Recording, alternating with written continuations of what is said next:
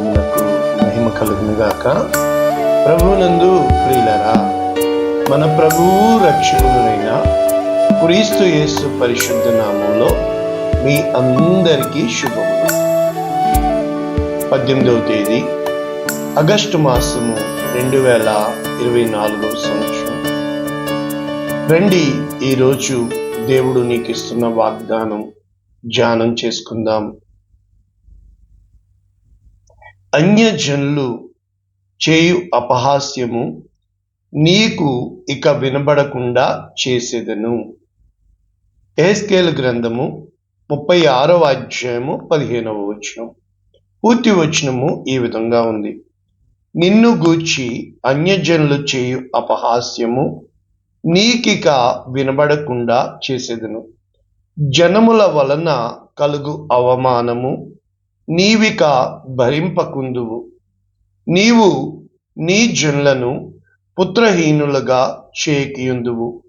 ఇదే ప్రభువగు యెహోవా వాక్కు.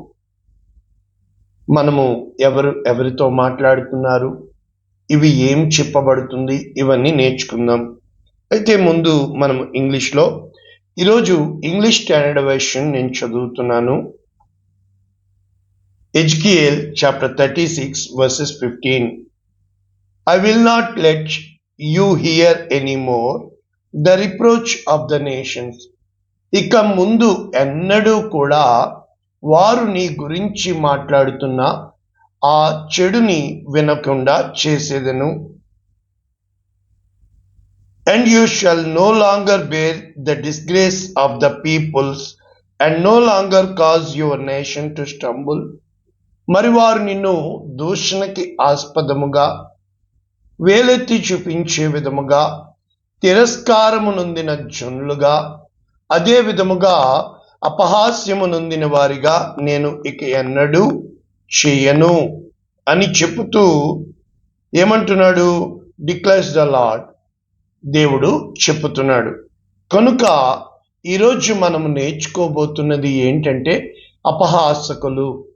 నిజంగా చాలాసార్లు జీవితంలో సిగ్గుతో మనము ఆ అవమానము అనేది ఎంత ఘోరముగా ఉంటుంది అంటే, మానము అనేది ఏంటంటే నీ గుణము, కానీ అవమానము అనేది ఏంటంటే నిన్ను ఎక్కడ దెబ్బ కొడతాడు తెలుసా? శత్రువు నీ యొక్క గుణము మీద.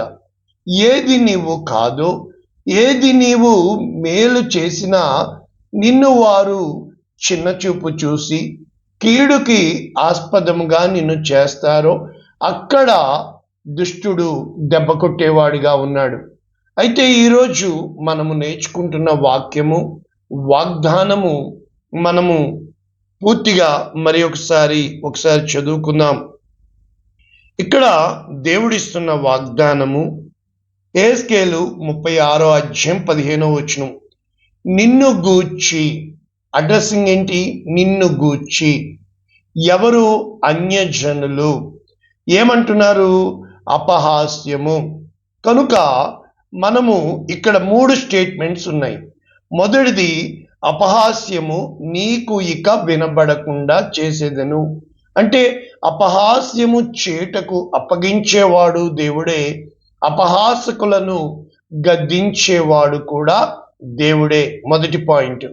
ఆ రోజున షిమీని వారు అపహాస్యము చేటకు దావీదు మీద రాళ్ళెత్తి దువ్వినప్పుడు దావీదు అంటాడు, ఈ రోజున అతని నా గురించి నిందలు పలకమని, అపహాస్యము పలకమని దేవుడే అంగీకరించాడు అంటాడు. అయితే అదే విధముగా కీర్తన 1 మనకు బాగా తెలుసు. ఏమని ఉంటుంది?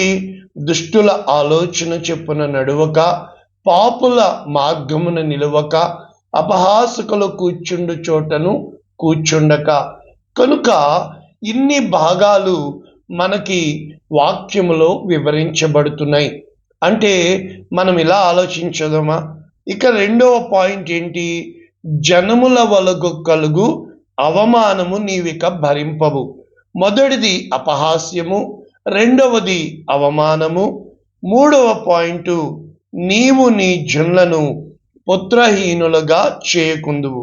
ఎవరికి చెప్తున్నాడు ఈ మాటలు అన్నది మనము చూస్తే ఇక్కడ స్పష్టంగా ఆ యొక్క దేశము కోసము చెప్పబడుతుంది. 13వ వచనం, ప్రభువగు యెహోవా సెలవిచ్చినదేమనగా, దేశమా, నీవు మనుష్యులను భక్షించుదానవు, నీ జనులను పుత్రహీనులుగా చేయదానవు అని జనులు నిన్ను గూర్చి చెప్పుచున్నారే. నీవు మనుష్యులను భక్షింపవు, ఇక నీ జనులను పుత్రహీనులుగా చేయవు అన్న సందర్భంలో ఈ యెహెజ్కేలు 36వ అధ్యాయము 1వ వచనము ఏ విధముగా చెప్పబడుతుంది, ప్రవక్త ఎవరికి చెప్పుతున్నాడు అనేది మనము చూసినప్పుడు, ఇశ్రాయేలు పర్వతములకు నరపుత్రుడా, అంటే ప్రవక్త అనగా యెహెజ్కేలు ప్రవక్త ఇశ్రాయేలు పర్వతములకు చెప్పబడుతున్న ఈ వాగ్దానము మనము చూడగలుగుతున్నాం. ఏమంటున్నాడు? ఈ మాట ప్రవచింపుము పర్వతములారా అని చెప్పుతూ ఏమంటున్నాడు? ప్రాచీనములైన ఉన్నత స్థలములు అని శత్రువులు చెప్పుకుంటున్నారు కదా. అయితే ఏమంటున్నాడు? ఎవరు అప్పగించారు? జనుల దృష్టికి వారు నిందించున్నట్లు, అపహాస్యాస్పదమగునట్లు నిన్ను పాడు చేసి ఉన్నారు కదా. అయితే ఏమంటున్నాడు? శేషించిన అన్యజనులకు అపహాస్యాస్పదమై దోపుడు సొమ్ముగా విడువబడిన పర్వతములతోనూ, కొండలతోనూ, వాగులతోనూ, లోయలతోనూ, పాడైన స్థలములతో ఏమని చెప్తున్నాడు అని చూస్తే, సంతుష్ట హృదయులై, అంటే దేవుడు ఆయన కోపమును బట్టి కొంచెము కాలము విడిచిపెట్టబడినప్పుడు ఏమంటున్నాడు? అన్యజనుల వల్ల మీరు అవమానము నొందితిరి గనుక రోషముతో, అనగా నిన్ను అవమానము పొందుటకు అప్పగించువాడు దేవుడే, తిరిగి నీ తల ఎత్తువాడు దేవుడే. 11వ వచనం ఏమని చెప్తున్నాడు? మీకు మునుపటి కంటే అధికమైన మేలు నేను మీకు కలుగజేస్తాను అని చెప్పుతూ 20వ వచనం నుంచి, వారు తాము వెళ్ళిన స్థలములలో ఏమంటున్నారు? వీరు యెహోవా జనులు కదా అని చెప్పుట వలన నా పరిశుద్ధ నామము దూషణ కలిగింది. కాగా ఇశ్రాయేలీయులు పోయిన ప్రతి చోట నా నామము విషయమై దూషణకు గురైంది కనుక నేను చింతపడి తిని, కనుక మీ నిమిత్తము కాదు ఇశ్రాయేలీయులారా, మీ వలన దూషింపబడిన నా నామము నిమిత్తము, అనగా అన్యజనుల మధ్య మీరు దూషించిన నా ఘనమైన నామమును నేను పరిశుద్ధపరచుదును వారి ఎదుట. అనగా ఒకానొకప్పుడు దేవుని కోసం గొప్ప కార్యాలు చేసిన నీవు కొంతకాలము దేవుడు విడిచిపెట్టినప్పటికీ దేవుడు నీ అవమానమును తన అవమానముగా చేసుకొని నీ కోసం ఆయన శ్రద్ధ కలిగి ఆయనని అపవిత్రత తీసివేసి నూతన హృదయం, 26వ వచనం కీవర్స్, నూతన హృదయం, నూతన ఆత్మ నీకిచ్చి ఏమంటున్నాడు ఇక్కడ? దేవుడు చాలా గొప్ప మాట చెప్పుతున్నాడు. మార్గస్థుల దృష్టికి పాడుగా, నిర్జనముగా అగుపడిన భూమి, అంటే పాడైన భూమి ఏదేను వలము వలె పాడుగా నిర్జనముగా ఉన్న ఈ పట్టణము ప్రాకారములు గల పట్టణములుగా నివాసులు కలిగిన వారిగా. అప్పుడు 36 యెహోవానైన నేను పాడైపోయిన స్థలములను కట్టువాడననియు, పాడైపోయిన స్థలములలో చెట్లను నాటువాడననియు అన్యజనులు తెలుసుకుంటారు. ఇదన్నమాట వాగ్దానం. ఇంత వాక్యం ఇక్కడే అయింది. అంటే ఈ రోజున ప్రభువునందు ప్రియమైన దేవుని బిడ్డ, నీవు అన్యాయం అయిపోయిన స్థితిని బట్టి, అపహాస్యము చేయబడిన స్థితిని బట్టి, అవమానముతో తలదించుకున్న స్థితిని బట్టి, సిగ్గుతో కుచించుకుపోయిన స్థితిని బట్టి, ముఖ్యంగా జీవితంలో 2 విషయాలు గమనించండి. మన జీవితంలో ఎవరినైనా మర్చిపోతాము, కానీ ఈ 2 తప్పులు చేయకండి. ప్రజలందరి ముందు ఎవరిని అవమానించొద్దు. ప్రజల అందరి ముందు ఎవరిని అపహాస్యం చేయవద్దు.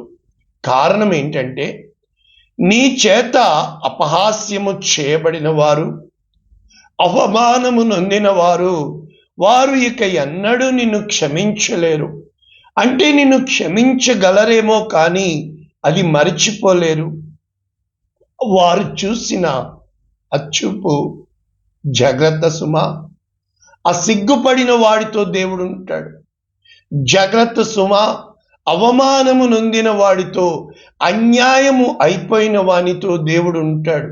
అందుకనే యోబు గ్రంథము 12వ అధ్యాయం 16వ వచనం, బలము జ్ఞానము ఆయన స్వభావ లక్షణములు, మోసపడువారు మోసపుచ్చువారు ఆయన వశముననున్నారు. అనగా మోసపోయేవారు దేవుని వశమే, మోసపుచ్చేవారు దేవుని వశమే. అనగా నీవు అన్యాయమైపోయినా, న్యాయము జరిగినా అంతా దేవుని మహిమ కొరకే. దేవుడు తను ప్రేమించు వారి కొరకు మేలు కలుగుటకై. అంటే మనము ఇహలోక సంబంధముగా చూస్తాము, దేవుడు పరలోక సంబంధముగా చూస్తూ ఉంటాడు.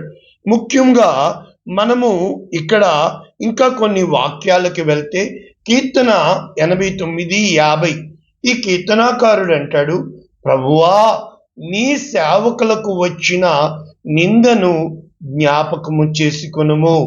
బలవంతులైన జనులందరి చేత నా ఎదలో, చూసారా, ఎదలో, అది హృదయములో చాలా బాధగా ఉంటుంది.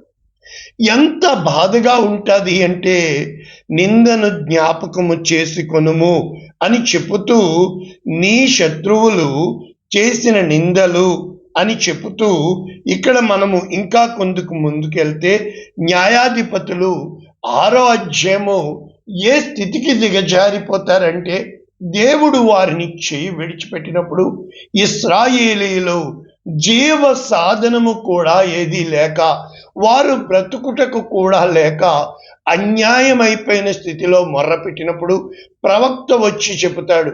అయితే అటు తర్వాత ఆ యొక్క గిద్యోను ఆ యొక్క చెట్టు వెనుక ఉండి, అతను దేవత వచ్చి ఏం చెప్పబడుతుంది, న్యాయాధిపతులు 6వ అధ్యాయం 12వ వచనం, యెహోవా దూత అతనికి కనబడి, పరాక్రమము కలిగిన బలాఢ్యుడా, యెహోవా నీకు తోడై ఉన్నాడు అని చెప్పినప్పుడు గిద్యోను ఏమంటాడో తెలుసా, నా ఏలినవాడా, యెహోవా మాకు తోడైయుండిన ఎడల ఇదంతా మాకు ఎలా సంభవించెను?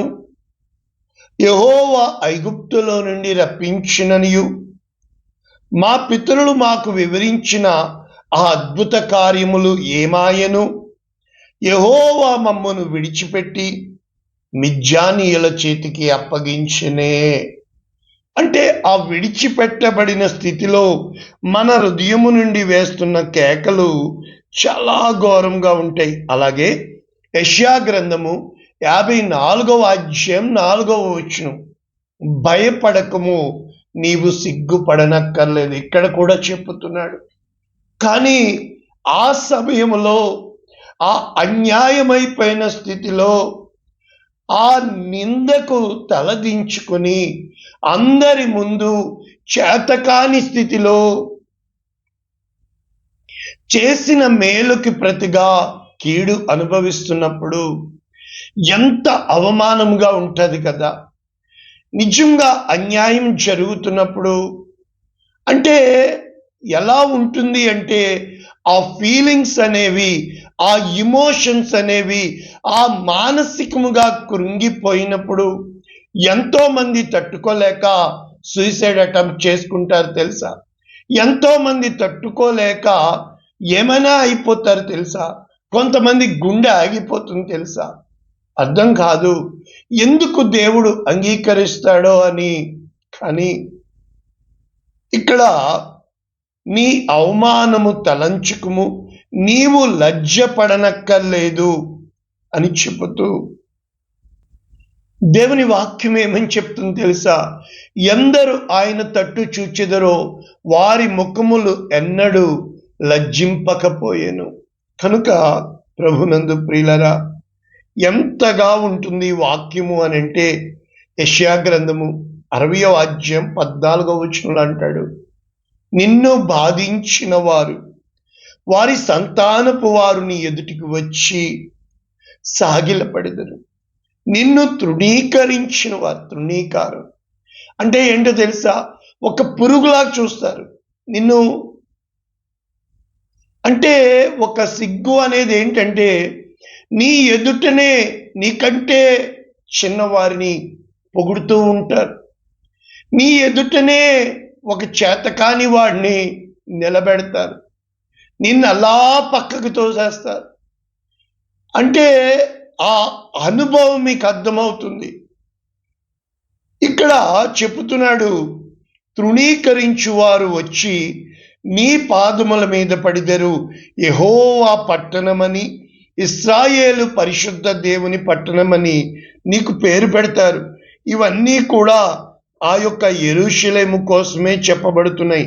అయితే ఇంకా కొన్ని వాక్యాలు చదువుకొని అసలు దుష్టులు అంటే ఎవరు, అపహాసకులు అంటే ఎవరు చూద్దామా? యెహెజ్కేలు 34వ అధ్యాయము 29వ వచనం, వారు ఇక దేశములో కరువు కలిగి నశించిపోకుండా, అన్యజనుల వారి అవమానము ప్రాప్తించకుండా, వారి ప్రఖ్యాతి కొరకై నేను ఒక తోట అనగా యెహోవానైన నేను వారికి తోడై ఉన్నానని. అంటే నిజంగా వారికి తినడానికి కూడా ఏమీ దొరకదు. ఇప్పుడు చెప్పన, అసహ్యులు కాదు, అపహాస్యము. అంటే ఆ అపహాస్యం అనేది, గేలి అనేది ఎలా ఉంటుందంటే, ఇన్ని కబుర్లు చెప్పావుగా, ఇంత బడాయి చెప్పావుగా, ఏమైంది? నిజంగా అదేంటో మనము చెప్పిన మాటకి వ్యతిరేకముగా ఎదురుతంతూ ఉంటుంది కాలం. ఎవరి కంటపడకూడదు అనుకుంటామో వాళ్ళే ఎదురొస్తూ ఉంటారు. అదేంటో బ్రతుకు ఎలా ఎదురుతంతుందంటే, ఏ సమయం కోసం ఎదురు చూసామో ఆ టైంలోనే జరగకూడని జరుగుతూ ఉంటాయి. అంతవరకు చేసింది ఊరికినే పోతూ ఉంటుంది. ఇక్కడ సామెతలు 21-24లో ఈ డెఫినిషన్ ఉంది. అహంకారి అయిన గర్విష్ఠునికి అపహాసకుడని పేరు, అట్టివాడు అమిత గర్వంతో ప్రవర్తించును. అపహాసకుడు అనేవాడి పేరు ఎవరికి అంట? అహంకారి అయిన గర్విష్ఠుడు. ఇప్పుడు ఇంగ్లీష్లో చెప్పనా? ఇంగ్లీష్లో Proverbs chapter 21 verses 24, English Standard Version, scoffer is the name.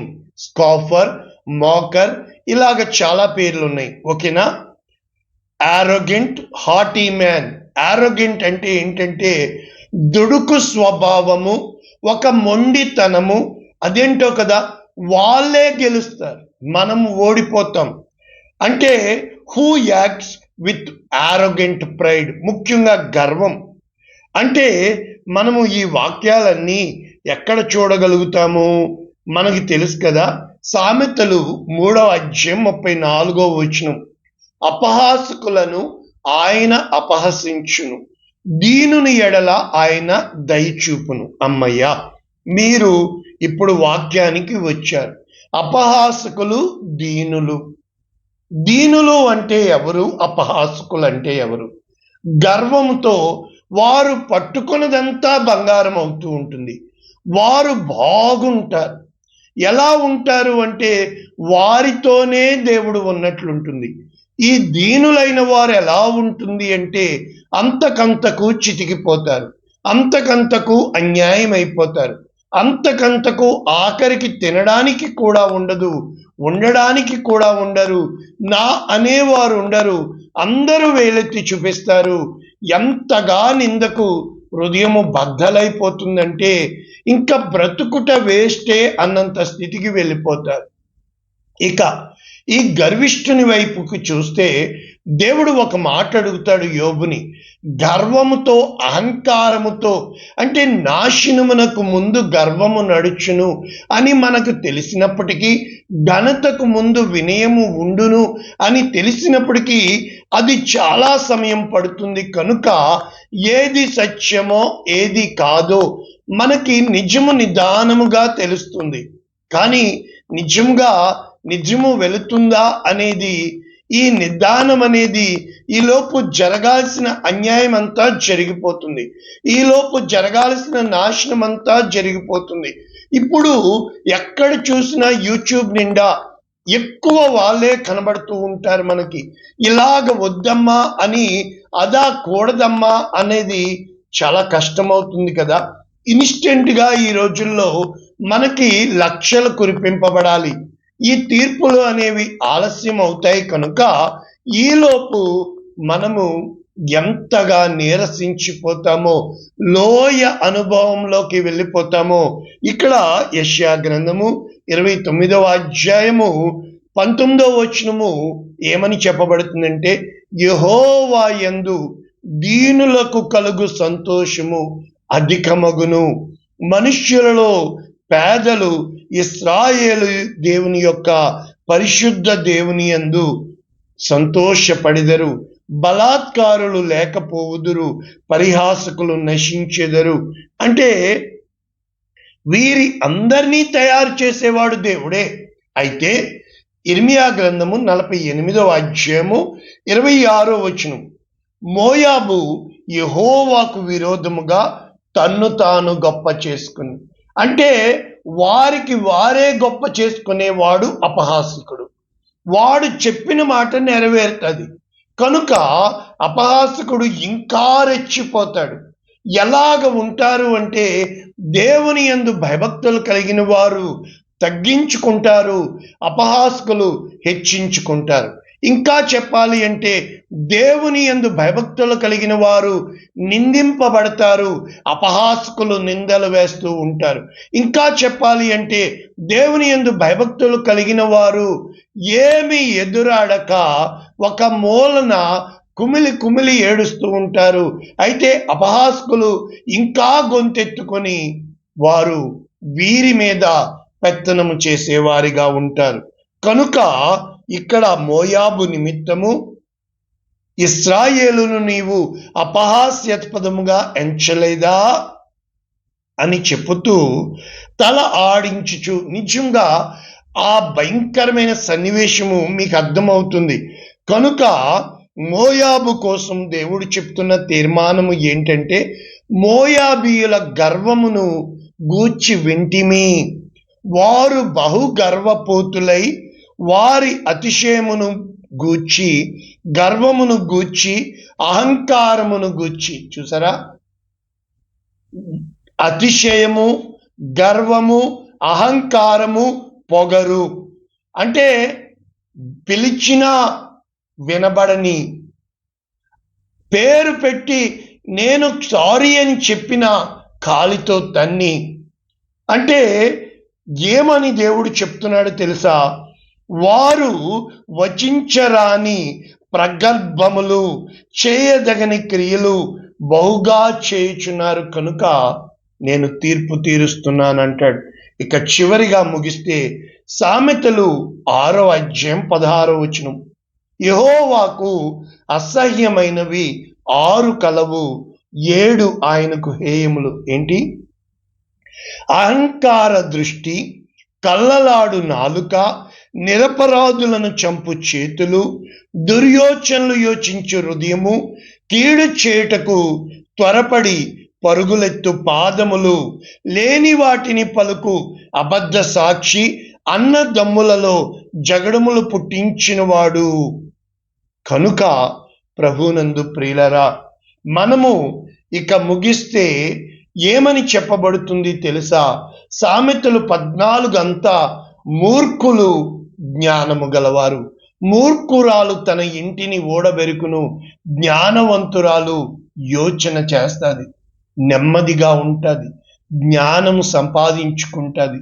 ఈ రోజున ఎవరి జాబితాలో నువ్వు ఉన్నావు? ఏమి చేయాలని నువ్వు ఆశపడుతున్నావు? ఎటు వెళ్ళాలని ఆశపడుతున్నావు? జాగ్రత్త సుమా. కోడని మాట నీ నోటమ్మట రాకూడదు. ఎవరిని కూడా నీవు తక్కువ చేసి మాట్లాడకూడదు. ఎవరిని కూడా నిందించవద్దు. ఎందుకు తెలుసా? దేవుడు న్యాయాధిపతి. ఈరోజు అతని స్థితి దిగజారిపోవచ్చు, కానీ తప్పకుండా దేవుడు నిలబెడతాడు. రెండంతలుగా మేలు చేస్తాడు. ఆ తల ఎత్తువాడు దేవుడే. ఈ రోజున అవమానము నొందావా? అపహాస్యము చేత కుమిలిపోయావా? నీ తల ఎత్తువాడు దేవుడే. నిన్ను దీన స్థితికి రప్పించిన వాడు దేవుడే. ధన్య స్థితిలో పెట్టేవాడు కూడా దేవుడే. కొంచెం కాలం పడుతుంది, బాధపడద్దు. వారి మాటలే గెలిచినాయి కదా. యేసు ప్రభు వారి విషయంలో కూడా వారి కేకలే గెలిచినాయే. ఆయన్ని శిలువ మీద కూడా మనుష్య కుమారుడా, దేవుని కుమారుడా, దిగి నిన్ను నువ్వు రక్షించుకో. నిన్ను నీవే రక్షించుకోలేకపోయావే. ఎంతగా దూషిస్తారు, ఎంతగా హేళన చేస్తారు, ఎంతగా అవమానిస్తారు. ఆ రోడ్డులో నడిచి వెళ్ళలేం తెలుసా? ఆ ఇంటిలో ఇంకా వెళ్ళలేం తెలుసా? వారికి ముఖం చూపించలేం తెలుసా? అంతగా మాటలు వదిలేస్తారే. జాగ్రత్త సుమా, నీ నోటి మాట జాగ్రత్త సుమా. నీ దేవుడు సజీవుడు, నీ దేవుడు. ఆయన మరణాన్ని జయించి లేచిన దేవుడు. నీ వలె సిగ్గుపడ్డాడు, వ్యసన పడ్డాడు, అవమానము నొందాడు, తృణీకరించబడ్డాడు, అన్యాయమైపోయాడు, హేళన చేయబడ్డాడు. నీ దేవుడే నీ తల ఎత్తువాడు. నిశ్చయముగా దేవుడు ఉన్నాడని, ఇశ్రాయేలులో ప్రవక్త ఉన్నాడని ఈ లోకము గుర్తెరిగి వారుగా నీ సాక్ష్యము నిలబెడతాడు. నిన్ను హెచ్చిస్తాడు, అంతకే అంతా నిన్ను నిలబెడతాడు. నీ దేవుడు రోషము కలిగి ఈ కార్యము చేస్తాడు. మూయబడిన ప్రతిదీ దేవుడు తెరుస్తాడు. అన్యాయమైపోయిన నీ స్థితిని ఘనత నొందే స్థితిగా దేవుడు చేస్తాడు. ఈ మాటలు ఖచ్చితం. ఈ వాక్యము దేవుడు మన వినికిడిలో దీవించునుగాక. పరిశుద్ధుడా, ప్రేమ కలిగిన తండ్రి, వెత్తబడిన వాక్యమును దీవించుమని, వీరు ఎక్కడ అవమానముందారో అక్కడే రెట్టింపు ఘనతిస్తావని, ఎక్కడ సిగ్గుతో బిక్క చచ్చిపోయారే అక్కడే వీరిని నిలబెడతావని, నీవు దేవుడవని నిశ్చయముగా వీరు తెలుసుకున్నట్లు కార్యము చేయమని యేసునామమున దీవిస్తున్నాము తండ్రి. ఆమేన్. God bless you all. దేవుడు మిమ్మల్ని దీవించునుగాక. ఆమేన్.